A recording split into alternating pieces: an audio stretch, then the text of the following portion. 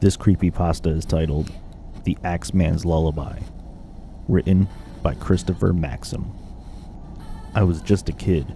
I didn't know any better. Even if I could go back, what could I have done differently? Could I have changed what happened? Could I have done anything at all? Probably not. Even so, I can't seem to help but dwell on the details. Some nights, it keeps me from sleeping. I can only hope that sharing my tale will help ease the burden. I don't remember much of my childhood before my mother passed away.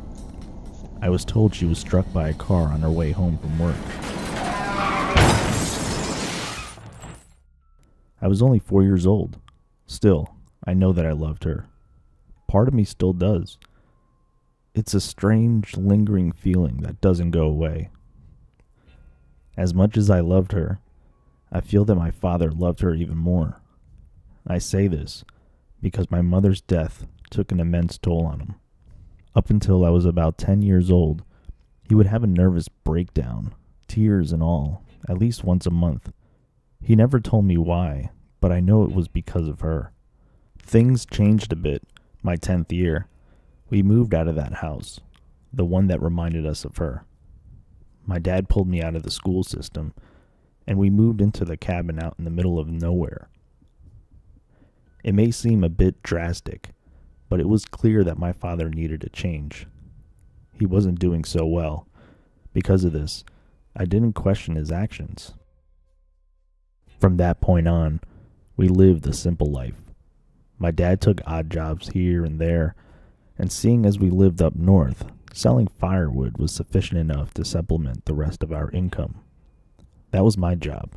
I would go out each morning with my dad's old axe and chop up some logs for our eager customers.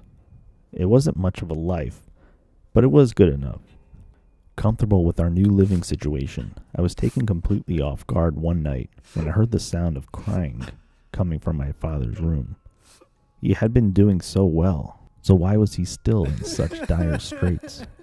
Before I could analyze the situation any further, I heard my dad get up and slam the door shut on his way out of the cabin. I was compelled to follow him. Peeking out of the cabin's entrance, I saw my dad storm off into the woods, bringing with him an acoustic guitar. I'd seen the guitar before and I knew my dad used to play, but I'd never seen him handle the thing. I figured that those years were behind him. Curious as what he was up to, I followed him into the forest. I tiptoed, making sure to hide behind trees and avoiding stepping on leaves as I went. Eventually, we came to a small clearing where I noticed a creek. Near the creek was a stump where my dad sat down and adjusted himself until he was comfortable. He looked down at his guitar, closed his eyes, and began playing. I stood in awe as to what I was hearing. A haunting, melodic mixture of my dad's voice and the rustling of trees in the wind filled the forest. I knew he played, but I never knew he could sing. It was amazing, for lack of a better word. This went on as often as my dad had breakdowns in our previous house. Each night it happened, I would follow my dad out into the woods and listen to the beautiful song he'd seemingly written. I didn't really know what it all meant, but I could tell even at age 10 that it stemmed from a place of great pain. I could tell that the somber, heartfelt tune was about losing a loved one. Whenever I tried to picture my mother, the image was always blurry and out of focus, almost as if what little memory I had of her was slipping away. Whenever my dad played his song, I could picture her clear as day. It was the oddest thing. This brought me comfort and ultimately helped me come to terms with her death. I had hoped at a time that it was doing the same for him. Being 10 years old, though, it was hard to tell what was going through an adult's mind. Many months passed. The routine was nice for a while, but one night, everything changed. I heard the usual swing of the cabin door followed by a swift crack against the door frame. It was very loud, signaling to me that my father was more distressed than usual. I hastily made my way to the door in an effort to follow him, but I stopped for a moment when passing his bedroom. The door was open just enough for me to see the guitar leaning up against his bed. How peculiar. I wondered why he'd left it behind. In truth, there was only one way to find out. My dad was already at the creek when I arrived. He sat on the stump, motionless and quiet. He was in a sulking position and his eyes were closed. Without his guitar or voice, the forest around him was void of sound. The only thing I could hear was the water in the creek as it trickled by us. Soon enough, my father began singing. I could tell it was the same song he'd always sung, but it sounded off. Without his guitar, his voice was muddy and out of tune. There were some awkward highs and lows that actually made my stomach turn. Though his eyes were still shut, I saw tears force their way and watched as they swam down his cheeks. Eventually, he stopped singing and broke down crying. What happened in the following moments will stay with me forever. As my father wept, something strange happened. A milky white fog danced across the water. At first, I thought my eyes were playing tricks on me, but eventually, the white smoke gathered above the creek and took shape before my very eyes. It was a spirit. No ordinary spirit, mind you. It was my mother. My father stopped crying and instead began shivering. He opened his eyes and looked up to see the specter. He almost fell backwards in fear. The ghost of my mother reached out and began choking my father. His face went from red to blue before my mom stopped. He fell to the ground and vigorously gasped for air.